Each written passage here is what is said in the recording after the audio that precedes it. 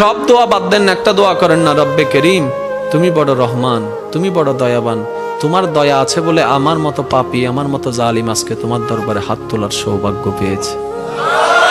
আল্লাহর কাছে সবসময় দোয়া করতে হবে পজিটিভ, নেগেটিভ কোনো দোয়া আল্লাহর কাছে করা যাবে।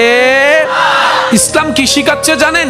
ইসলাম বলে দুশমনের জন্য বদদোয়া করিও না, বরং দুশমনের জন্য তুমি আল্লাহর কাছে দোয়া করো। কিভাবে দোয়া করবা? তুমি রব্বে করিমের দরবারে যখনই হাত তুলবা, নিজের কথা আগে বলবা না, পরের কথা বলবা। আল্লাহ অমুকের দোয়া কবুল করো, অমুকের দোয়া কবুল করো, অমুককে জান্নাত দাও, অমুকের গুনাহ মাফ করে দাও, অমুককে মাফ করে দাও, অমুককে মাফ করে দাও, অমুককে মাফ করে দাও, অমুককে কবুল করে নাও, অমুকের রিজিকে বরকত দান করো। আল্লাহ আমার শত্রুকে সম্পদ আরো বাড়ায় দাও। যখন এই দোয়াটা উপরের দিকে যাবে, রব্বে করিম বলবে, কিরে ফেরেশতা, সে বান্দা নিজের জন্য কিছু বলল না, সব তো পরের জন্য বলল। ফেরেশতা বলবে, আল্লাহ এই বান্দা শুনেছে, তুমি নাকি তার উপর খুশি হয়ে যাও।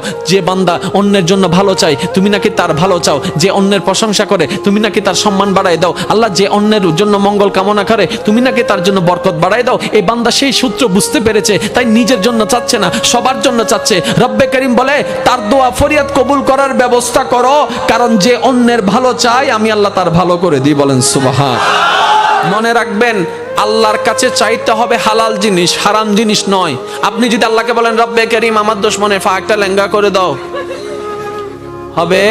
প্রত্যেকটা কিছু একটা টেকনিক আছে না নাই? এবার বলেন, আল্লাহর কাছে পাওয়ার মাধ্যম কি? দোয়া। আল্লাহর কাছে পাওয়ার মাধ্যম কি? এবার আমরা দোয়া করি যে আল্লাহুম্মা আমিন। ফেরেশতা হদ্দে কেঙ্গর হদ্দে ইতা হদ্দে আমি দোয়া করি দি দিন দোয়া হইলে ডাহাতি কি? এটা যদি দোয়া হয় ডাকাতি কি? সব দোয়া করে দিতে আর আল্লাহ ইয়ন্দ ইয়ন্দ ইয়ন্দ ইয়ন্দ ইয়ন্দ ইয়ন্দ ইয়ন্দ এন ভাবে লিস্টি হদ্দে জানিতে দোয়া